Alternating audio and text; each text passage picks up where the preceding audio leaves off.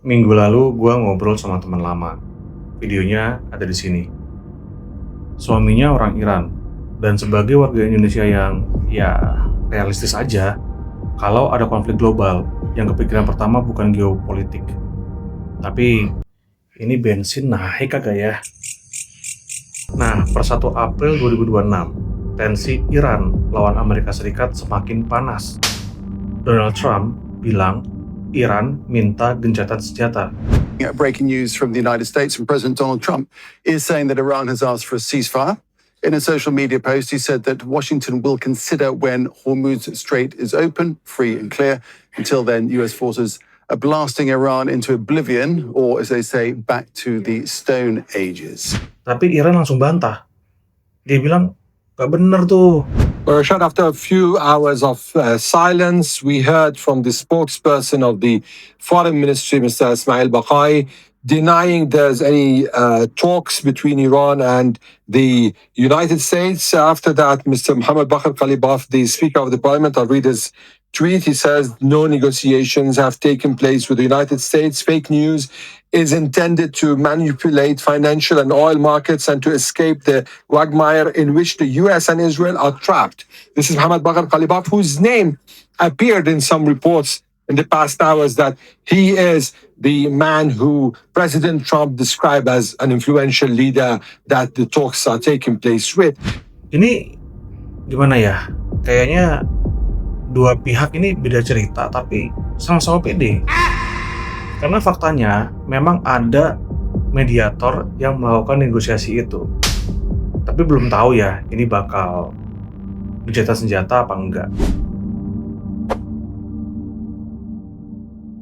Nah, masalahnya gini, di tengah konflik ini, Selat Hormuz, jalur sekitar 20% minyak dunia, ini lagi dalam tekanan. Bahkan nggak harus ditutup total aja, cukup gangguan sedikit aja, harga minyak langsung loncat. Dan kalau harga minyak global naik, Indonesia kena. Kenapa? Karena kita ini net importir minyak. Artinya apa sih? Kita tuh sering banget beli dari luar, tapi jual ke dalam negeri pakai subsidi. Di video yang lain, gue sempat bilang, kita bisa loh swasembada minyak dalam negeri selama kilang minyak kita terus ditambah. Sumber minyak kita kan banyak katanya.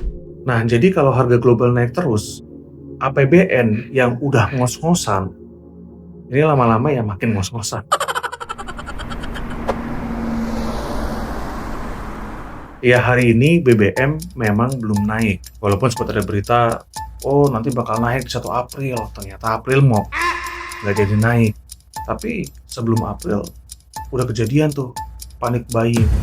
Belakangan ini, sejumlah SPBU di berbagai daerah mendadak rame diserbu warga. Nah, antrean ini tuh dipicu gara-gara kekhawatiran masyarakat nih akan kemungkinan kenaikan harga BBM di tengah isu konflik Iran dan Israel. Di Bandung, antrean kendaraan terlihat memenuhi area SPBU. Warga memilih mengisi BBM lebih awal, terutama jenis non-subsidi karena khawatir harganya bakal naik. Sementara itu di Semarang, antrean panjang juga terjadi. Bahkan sempat meluas sampai ke badan jalan dan mengganggu arus lalu lintas. Kondisi serupa juga terlihat di Surabaya. Jumlah kendaraan yang mengantre di SPBU terus meningkat hingga ke pinggir jalan. Nah, tapi untuk mengantisipasi lonjakan pembelian, pihak SPBU menambah jumlah petugas dan memastikan stok BBM tetap tersedia. Which harusnya ya beli secukupnya lah ya.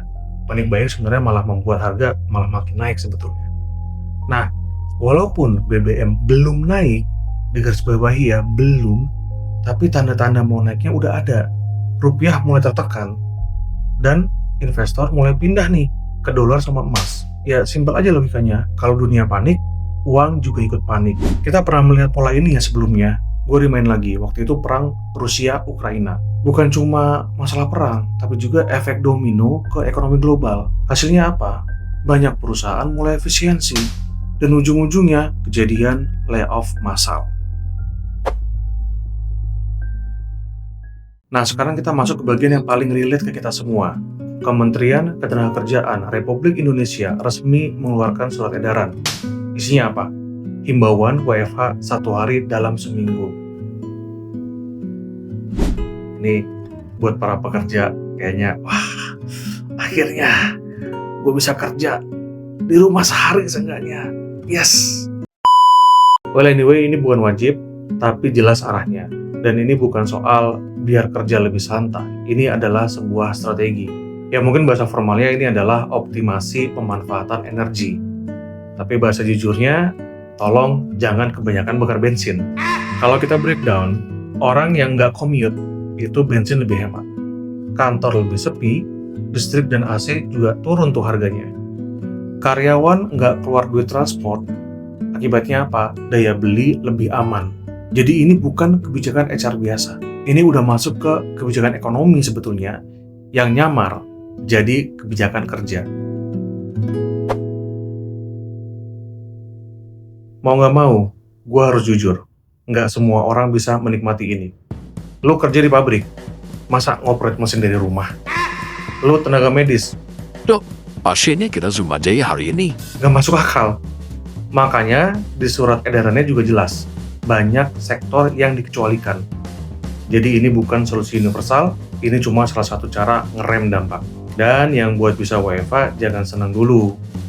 Secara teori, WFA itu bekerja lebih fleksibel. Tapi secara praktiknya, tetap aja meeting itu penting.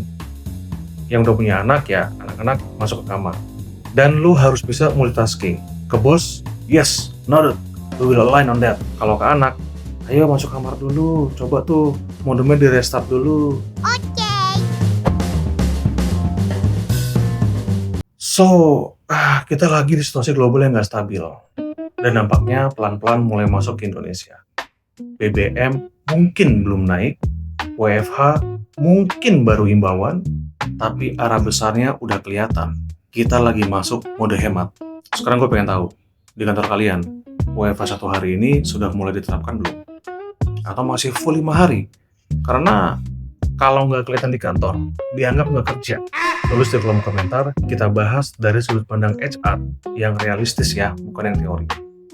Sampai ketemu di video selanjutnya. Peace.